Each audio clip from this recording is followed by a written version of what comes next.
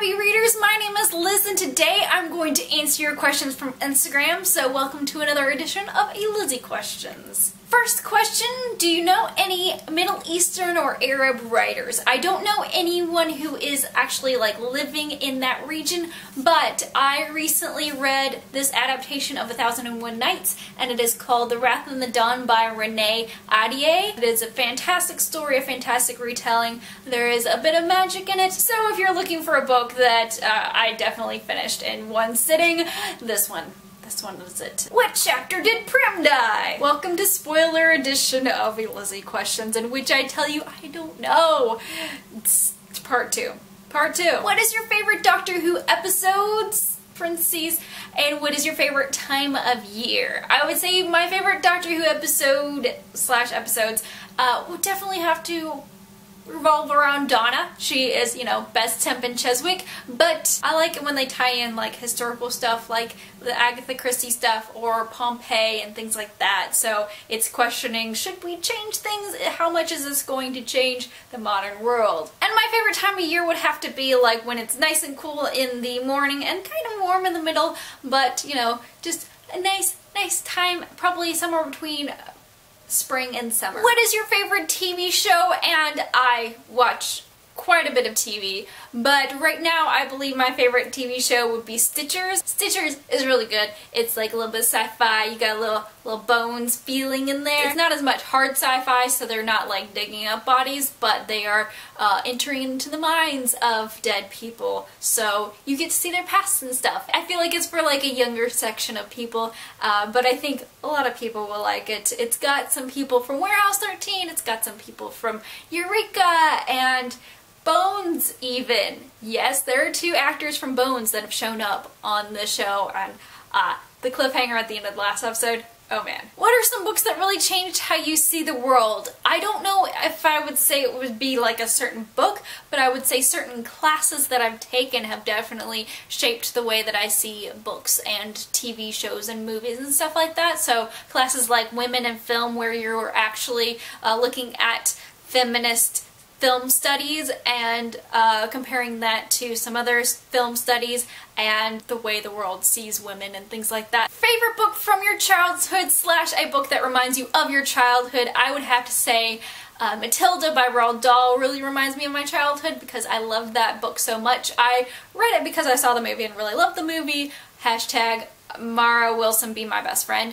But I really enjoyed the book as well. I read it a lot. I had the movie cover. I cannot find it for the life of me, and I feel like maybe it got borrowed out to somebody or I don't know what, but yes, I love that book. I also love Chitty Chitty Bang Bang. I read that because of the movie as well, but if you didn't know, that book is by Ian Fleming, who wrote the James Bond novels.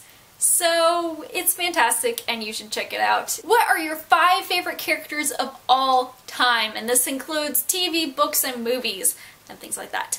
I would have to say any character that Lauren Graham portrays. So Lorelai Gilmore, Sarah Braverman. Mae Whitman is also one of my favorite actresses, so Bianca from The Duff is hilarity and a half. June from the Legend series, and Earl from me, Earl and the Dying Girl, because he's so funny and he has all these crazy things to say, but then at the end of it he's just let's be real, this is how my life is gonna go. And it's kind of sad. It kind of is, but it's also a really funny novel, so it's one of those kind of quirky, funny, sad books. Favorite TV show you loved as a kid? The animated superhero shows, so animated Batman series, Spider-Man, X-Men, really like those. What kind of music do you really enjoy? Right now it's kind of flashback stuff. So stuff that I used to listen to in high school that I still enjoy, so bands like Paramore and the Rocket Summer. Do you think you'll ever attempt to write a book?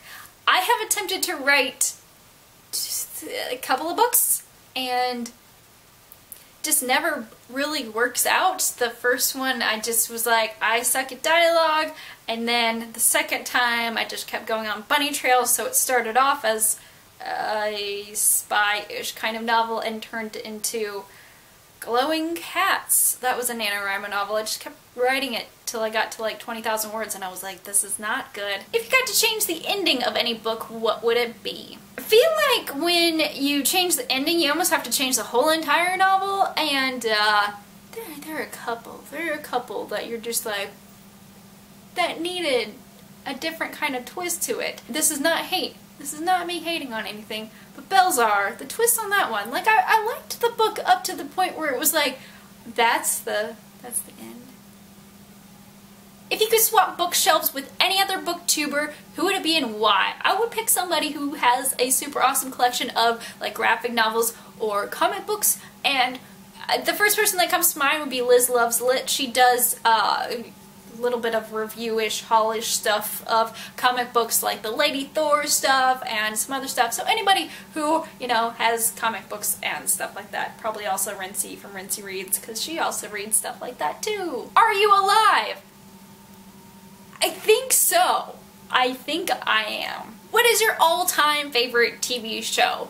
I feel like this, again, with, you know, favorite movie, it's something that I would watch over and over and over again. Gilmore Girls. I love that show so much, and I've been recently getting into Gilmore Guys, the podcast. It is hilarious and great and wonderful, and I'm not listening to it in order whatsoever, but I love it. Also, Bones. I know, keep bringing it back, but Bones is great. What book are you most excited to read this summer? A couple of them. A lot. Yes. But I would say that The Wrath of the Dawn was one that I was like, oh my gosh, I need this book, give this book to me now. But there's another one, the sequel to The Merciless by Daniel Vega is coming out soon, this summer. Oh my gosh. What's the #1 way to hide a fart in public? And I would say, hang around with other people who also fart in public, because, you know what? You can always just be like, oh, that was you. That's you. And walk away. Just walk away from it. Just walk, go somewhere else. I don't know how to perfectly do it, but just don't get real close to people and just hope that the silence of the situation is just, I don't know. Suggestions on easy gluten-free lifestyle, I would say go for the stuff that is like naturally gluten-free, so like don't rely on the gluten-free bread, because that can get expensive, and don't rely on, you know, the gluten-free, you know, stuff that looks like the real stuff, because you can get tricked. You can get tricked, and someone will give you, on accident, I will say, real pizza, and you will feel like dying for the rest of your life. Well, not the rest of your life, for like 2 weeks. But if you have the Yogi Berry Detox Tea, that stuff is a lifesaver. I will have like just let it saturate, let it seep real good. That's amazing. That's a lifesaver there for me personally. I don't know why it works for me.